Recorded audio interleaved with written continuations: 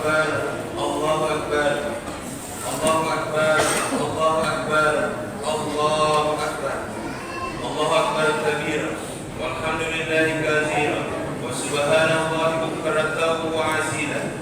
La ilaha illallah wahdahu, sadaqa wa'adahu, wa nasara 'abdahu, wa sajadahu wa hasamal ahsaba wahdahu. La ilaha illallah wallahu akbar, Allahu akbar, walillahil hamd. Alhamdulillahil qail, walillahi 'alan nasi hijjul baiti man istata'a ilaihi sabila. Asyhadu an la ilaha illallah wahdahu la syarika lahu, wa asyhadu anna Muhammadan nabiyya, Muhammadan abduhu wa rasuluh. Wassalatu wassalamu ala sayyidina Muhammadin wa ala alihi wa ashabihi wa tabi'in wa man tabi'ahum bi ihsani ila yaumiddin. Amma ba'd. Wa ya ibadallah, usikum wa nafsi bi taqwallah. Faqad fazal muttaqun wa ahsukum ala ta'atihi la'allakum turhamun. Allahu akbar, Allahu akbar, Allahu akbar, walillahil hamd. Di pagi yang penuh barakah ini kita berkumpul untuk melaksanakan salat Idul Adha. Baru saja kita laksanakan ruku dan sujud sebagai manifestasi perasaan takwa kita kepada Allah Subhanahu wa taala. Kita agungkan namanya, kita gemakan takbir, tahmid dan tahlil sebagai pernyataan dan pengakuan atas keagungan Allah Subhanahu wa taala. Takbir yang kita ucapkan bukanlah sekedar gerak bibir tanpa arti, tetapi merupakan pengakuan dalam hati, menyentuh dan menggetarkan relung-relung hati jiwa manusia yang beriman. Allah Maha Besar, Allah Maha Agung, tiada yang patut disembah kecuali Allah. Di saat takbir kita renungkan di hati yang paling dalam bahwa betapa mulia dan tingginya pujian akan kebesaran Allah. Pada saat ini pula terkadang kita tidak mampu menahan air mata karena mengingat keluarga yang jauh dari pandangan mata, saudara yang di perantauan, anak-anak yang dalam perjalanan, orang tua yang sudah tidak ada lagi karena telah dipanggil kehadiran Allah Subhanahu wa taala. Karena itu, melalui mimbar ini saya mengajak kepada diri saya sendiri dan juga kepada hadirin sekalian, marilah tundukkan kepala dan jiwa kita di hadapan Allah yang Maha Besar. Campakkan jauh-jauh sifat keangkuhan dan kecongkaan yang dapat menjauhkan kita dari rahmat Allah Subhanahu wa taala. Sebab apapun kebesaran yang kita sandang, kita kecil di hadapan Allah. Betapapun perkasanya kita, masih lemah di hadapan Allah yang Maha Kuat. Betapapun hebatnya kekuasaan dan pengaruh kita, kita tidak berdaya dalam genggaman Allah yang Maha Kuasa atas segala-galanya. Idul Adha dikenal sebagai hari raya haji karena pada tanggal 8 Zulhijjah 1443 Hijriah yang dikenal dengan hari Tarwiyah, saudara-saudara kita yang berada di tanah suci Mekah meninggalkan Mekah menuju pada Arafah. Dan pada tanggal 9 Zulhijjah, saudara-saudara kita melakukan wukuf di padang Arafah, Al-Hajju Arafah. Haji adalah Arafah dengan berpakaian ihram, pakaian yang tak berjahit. Seluruh jemaah haji memakai pakaian ihram berwarna putih yang melambangkan suci. Semua jemaah haji melepaskan predikat identitas pribadi, menanggalkan status sosial dan segala atribut artifisial yang seringkali menjadi sumber keangkuhan dan kesombongan diri. Suasana wukuf di Arafah menggambarkan pada masa yang akan dihadapi seluruh umat manusia dalam skala ini. Hari ketika mulut telah dikunci, tapi tangan dan kaki yang nanti bersaksi di depan pengadilan ilahi tentang amal baik dan amal buruk selama hidup di dunia yang fana ini, sebagaimana dalam Al-Quran surah Yasin ayat 65. Al-yawma nahtimu ala afwahihim wa tukallimuna aydihim wa tashhadu arjuluhum bima kanu yaksibun. Setelah matahari tenggelam, kemudian mereka menuju ke Musdalifah untuk mabit, bermalam, dan selanjutnya menuju Mina untuk melempar jamarat Aqabah. Umat Islam di tanah suci Mekah menggambarkan eksistensi manusia di hadapan kebesaran Rabb yang Maha Agung. Mereka senantiasa bertakbir, labbaik Allahumma labbaik, labbaik la syarika laka labbaik, innal hamda wan ni'mata laka wal mulk la syarika lak. Kami penuhi panggilanmu wahai Allah, wahai Allah. Kami datang memenuhi seruanmu, tiada sekutu bagimu. Sesungguhnya segala puji, nikmat dan karunia hanyalah milikmu. Milikmu segala kekuasaan dan kerajaan, tiada sekutu bagimu. Idul Adha dikenal juga sebagai Idul Kurban karena pada hari ini ratusan juta manusia dari berbagai etnis, suku, dan bangsa di seluruh dunia mengumandangkan takbir, tahmid, dan tahlil sebagai refleksi rasa syukur dan sikap kehambaan mereka kepada Allah Subhanahu wa Ta'ala. Yang selanjutnya rasa syukur itu akan diwujudkan bersama melalui ibadah kurban sebagai ibadah yang memiliki pesan moral dan nilai solidaritas yang tinggi. Allahu Akbar, Allahu Akbar, Allahu Akbar, walillahil hamd. Pada kesempatan khutbah kali ini, mari kita menapak tilas dan menelusuri kembali kisah perjalanan dan perjuangan hidup yang dialami oleh nenek moyang Nabi Muhammad SAW yang berkaitan erat dengan ibadah haji dan kurban. Kita awali kisah perjalanan perjuangan keluarga Nabi Ibrahim alaihissalam dan istrinya yang bernama Siti Hajar dari saat Allah menganugerahi mereka seorang putra yang sudah diidam-idamkan sejak lama.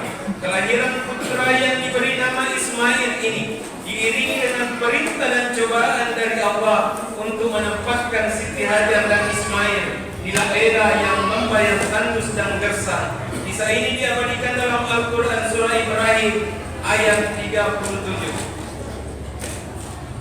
Rabbana inni askantu min dzurriyyati biwadin ghairi dzi zar'in inda baitikal muharram.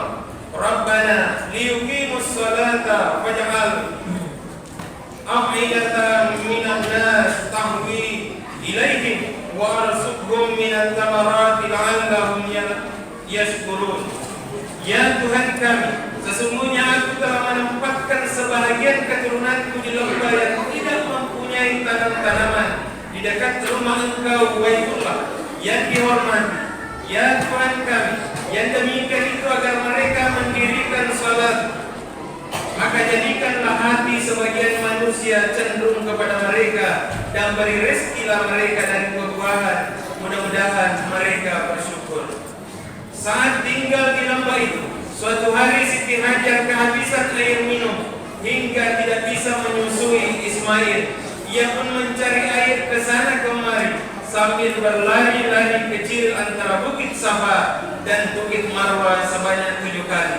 Peristiwa inilah yang kemudian diabadikan menjadi salah satu rukun haji, yakni sa'i atau berlari-lari kecil antara kedua bukit tersebut. Doa yang dikumandangkan jamaah haji saat akan mencapai Bukit Safa dan Marwah diabadikan dalam Al-Quran surah Al-Baqarah ayat 158. Inna Safa wal Marwah min sya'airillah wa man hajjal baita aw itamara wala junaha alaihi an yatawwafa bihima wa man tatawwa khairan wa inna Allaha syakirun alim. Sesungguhnya Safa dan Marwah adalah sebahagian dari syiar Allah. Maka barang siapa yang beribadah haji ke Baitullah atau berumrah, maka tidak ada dosa baginya. Mengerjakan sa'i antara keduanya, dan barang siapa yang mengerjakan suatu kebajikan dengan kerelaan hati, maka sesungguhnya Allah Maha mensyukuri kebaikan lagi Maha mengetahui. Di tengah kesusahan itu, Allah menurunkan pertolongan melalui mata air yang muncul dari tanah, tepat di bawah kaki Ismail yang saat itu sedang menangis kehausan. Di tempat inilah keluar air penuh berkah yang sampai saat ini bisa terus dinikmati oleh umat Islam di seluruh dunia, yang bernama dengan air Zam-Zam.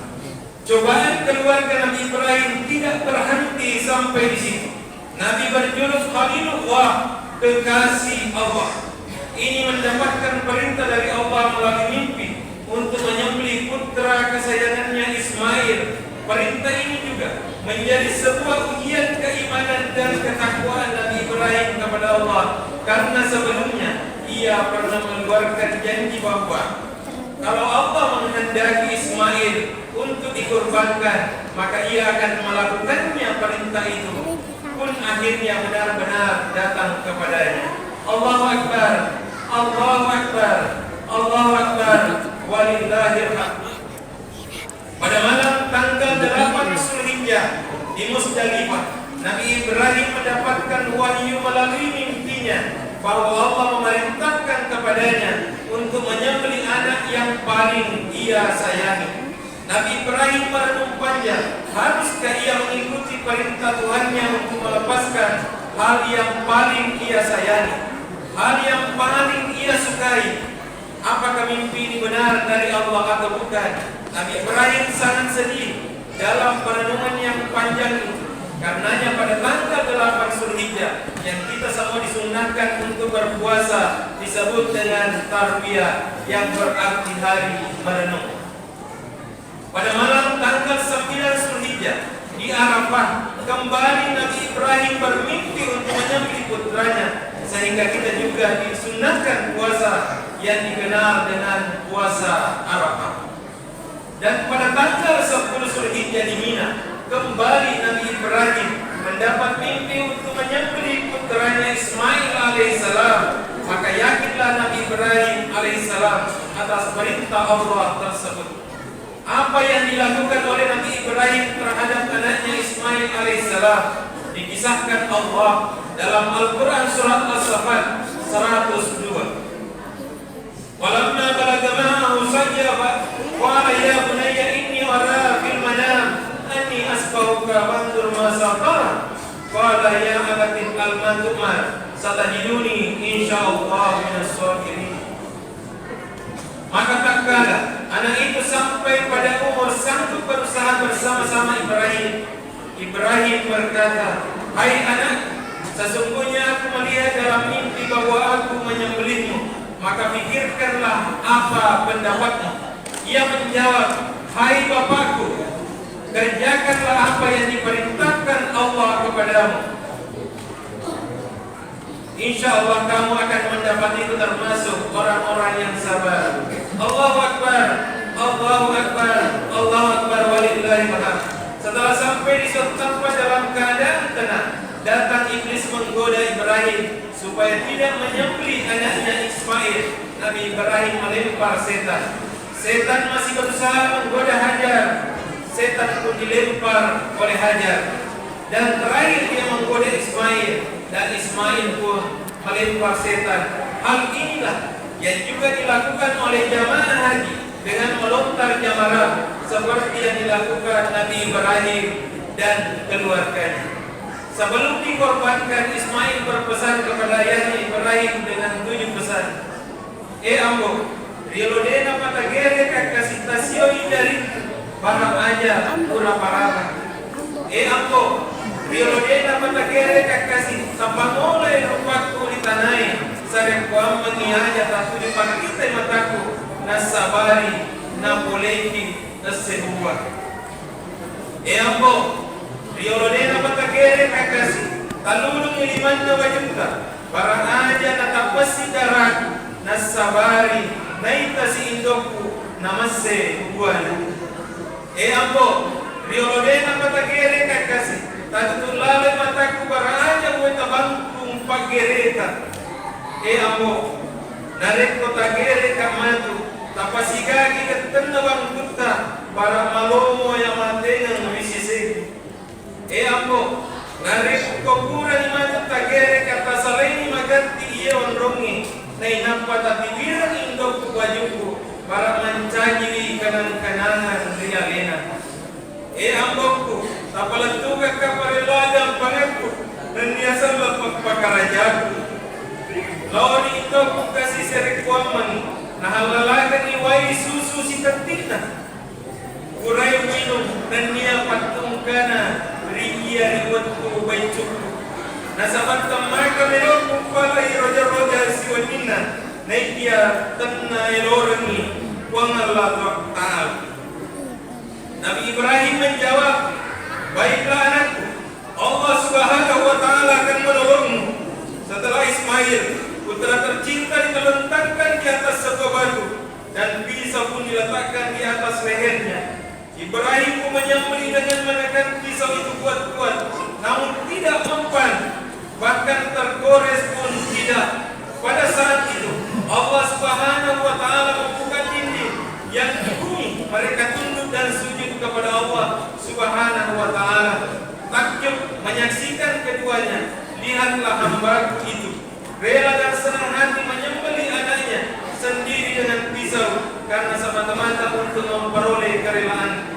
Sementara Ismail pun berkata, ayah, bukalah ikatan kaki dan tanganku agar Allah tidak melihatku dalam keadaan terpaksa, dan letakkanlah pisau itu di leherku supaya malaikat menyaksikan putra Halilullah Ibrahim tadam patuh kepada perintahnya.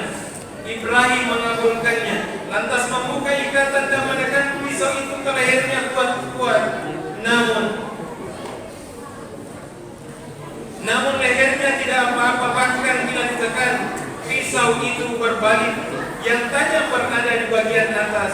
Ibrahim mencoba memotongkan pisau itu ke sebuah batu. Ternyata batu yang keras itu terbelah. Hai pisau, engkau sanggup membelah batu, tapi kenapa tidak sanggup memotong leher, kata Ibrahim. Dengan izin Allah, pisau itu menjawab, Anda katakan potonglah, tapi Allah mengatakan jangan potong. Mana mungkin aku memenuhi perintahmu, wahai Ibrahim, jika akibatnya akan durhaka kepada Allah Subhanahu wa Ta'ala. Dalam pada itu Allah Subhanahu wa Ta'ala memerintahkan Jibril untuk mengambil seekor kibas dari surga sebagai gantinya. Dan Allah Subhanahu wa Ta'ala berseru dengan firman-Nya, menyuruh menghentikan perbuatannya. Tidak usah diteruskan pengorbanan terhadap anaknya. Allah telah meridhoi ayah dan anak, memasrahkan tawakal mereka sebagai imbalan keikhlasan mereka. Allah mencukupkan dengan penyembelihan seekor kambing sebagai kurban, sebagaimana diterangkan dalam Al-Quran surah As-Saffat ayat 107 sampai 110. Wa qadainahu bi sitrin azim, dan kami tebus anak itu dengan seekor sembelihan yang besar. Wa tarakna alaihim fil akhirin, kami abadikan untuk Ibrahim pujian yang di kalangan orang-orang yang datang kemudian. Salamun ala Ibrahim, yaitu kesejahteraan semoga dilimpahkan kepada Nabi Ibrahim. Kata Nabi Yusir Muhsinin, demikianlah kami memberi balasan kepada orang-orang yang berbuat baik. Menyaksikan tragedi penyembelihan yang tidak ada bandingannya dalam sejarah umat manusia itu, malaikat Jibril menyaksikan ketaatan keduanya. Setelah kembali dari surga dengan membawa seekor kibas, kagumlah ia seraya terlontar darinya suatu ucapan, Allahu Akbar, Allahu Akbar, Allahu Akbar. Nabi Ibrahim menyambutnya, La ilaha illallah, Allahu Akbar, yang kemudian disambung oleh Nabi Ismail, Allahu Akbar, walillahil hamd. Hadirin jamaah Idul Adha yang sama dimuliakan oleh Allah Subhanahu wa Ta'ala. Yang menjadi pertanyaan, masih adakah remaja kita sekarang seperti Ismail alaihissalam yang telah mengorbankan jiwanya di jalan Allah? Masihkah anak-anak kita sekarang senantiasa menuruti perintah ayahnya, terutama ibunya? Masihkah anak-anak sekarang senantiasa penuh pengabdian kepada kedua orang tuanya sebagaimana pengabdian Nabi Ismail kepada orang tuanya? Mari kita kenal perjuangan mereka. Nah tampo kurang lebih asera ulang. Ipas salah-salah jokana, Andre tamasipa, ino tamampasau dekat, tindro tamama rigawang kata na tampu rilalak berbuana. Ketika kita akan lahir, apakah kita sadar bahwa ibu kita mempertaruhkan nyawanya untuk kita agar kita bisa lahir dengan selamat? Najadiah kini kau engkana nasi bawa yang rasa-rasa, yasetna an rasa-rasanya. Tampaknya rektor mesuma colot darah. Ketika kita masih kecil, tak bisa berbuat apa-apa. Ibu menyusui dan menyuapi kita dikala kita belum lapar. Dia selimuti dan peluk kita dikala kita merasa dingin. Dia gendong di saat kita tak mampu berjalan. Kita tidak henti-hentinya. Mereka memeluk dan menciumi kita dengan penuh cinta dan kasih sayang. Tari sikit melo ripa susu, gangkana ripa susu sikitnya nampak atau jatuh yaki, gangkana memena tindrota, nasalipuri kiri riwattu tamma caketa, napandre kiri riwattu tamma luputa, napainuti riwattu tamma dekata, nalabiran alena salah, narikona patujunuiki lapung anak. Riwayat ini mengajak kita untuk membayangkan kedua orang tua kita masing-masing dan bertanya dalam lubuk hati yang paling dalam, sudah seberapakah pengabdian kita kepada orang tua? Sampai di mana usaha kita dalam membantu orang tua kita? Apakah kita selama ini menyayangi keduanya sampai berumur lanjut sejak mereka dan selalu mendoakan kita? Nah, apakah kita sering mendoakan mereka? Ibu dengan susah payah merawat kita sejak dalam kandungan, dan ibu telah mempertaruhkan nyawanya antara hidup dan mati saat kita akan dilahirkan. Wajar jika Nabi SAW bersabda, Al-Jannatu tahta aqdamul ummahat, surga telah terletak di telapak kaki. Demikian pula Bapak yang tanpa mengenal panas atau hujan mencari rezeki untuk menghidupi anaknya, memberikan segala apa yang kita inginkan sejak kita masih kecil. Dia telah bermandikan keringat mencari nafkah untuk kelangsungan hidup anaknya. Wajar jika Nabi bersabda, kebaktian yang paling agung adalah seorang anak tidak putus-putus berbuat baik kepada ayahnya. Besar dan tulusnya kasih sayang dan pengorbanan ayah dan ibu tidak dapat diukur oleh sesuatu pun. Kebaikan keduanya tidak sebanding dunia beserta isinya. Oleh karena itu, mari sejenak kita membayangkan muka kedua orang tua kita. Setelah Idul Adha ini, mari kita menemui keduanya dan menyatakan pengabdian kita kepadanya. Dan bagi mereka yang orang tuanya tinggal jauh dari sini, mari kita sediakan waktu untuk menjamunya selagi kita belum terlambat memohon maaf kepadanya. Dan bagi kita orang tuanya telah meninggal, mari tetap berbuat baik kepadanya dengan jalan terus-menerus mendoakannya, menyambung silaturahim dengan kerabat dan sahabatnya semasa ia hidup, dan meluangkan waktu mensiarahi kuburannya. Akhirnya, melalui khutbah Idul Adha ini, semoga jalan berkurban menyadarkan kita untuk senantiasa meningkatkan kepedulian sosial, dan dari kisah kepatuhan Ibrahim senantiasa membawa kita untuk berbakti dan penuh pengabdian kepada kedua orang tua kita. Barakallahu li wa lakum fil Qur'anil azim wa nafa'ani wa iyyakum bima fihi min ayati wa sifatil hakim. Wa taqabbal minni wa minkum tilawatahu innahu huwal ghafurur rahim.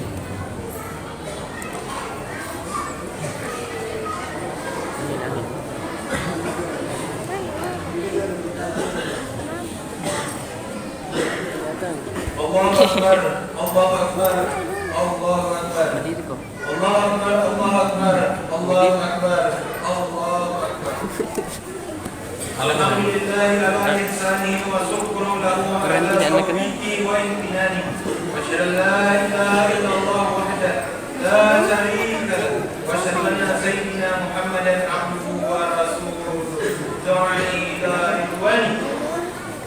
اللهم صل على سيدنا محمد وعلى آله وأصحابه وسلم تسليما كثيرا.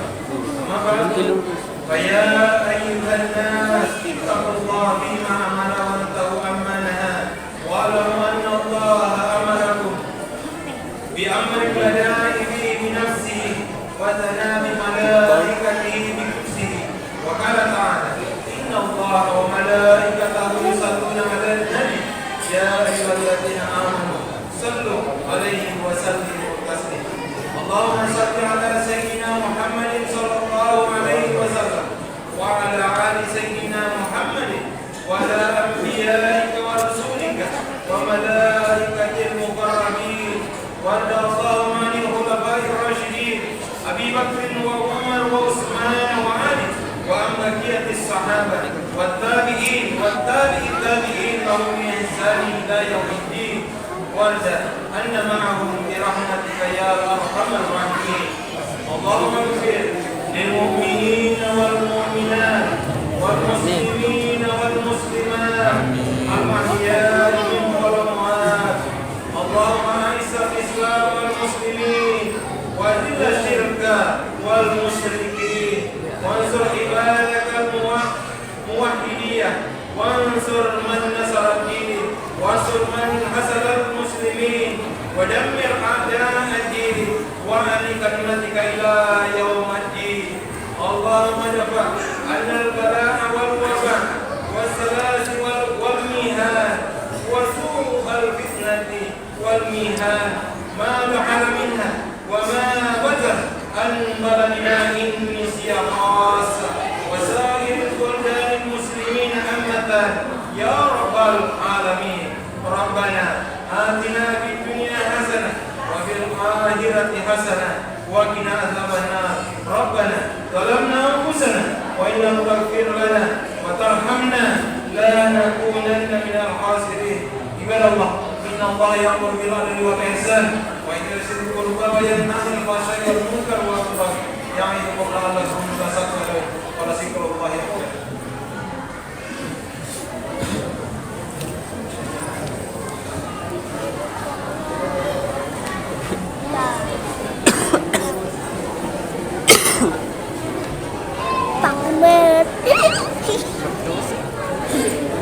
Syuting ya.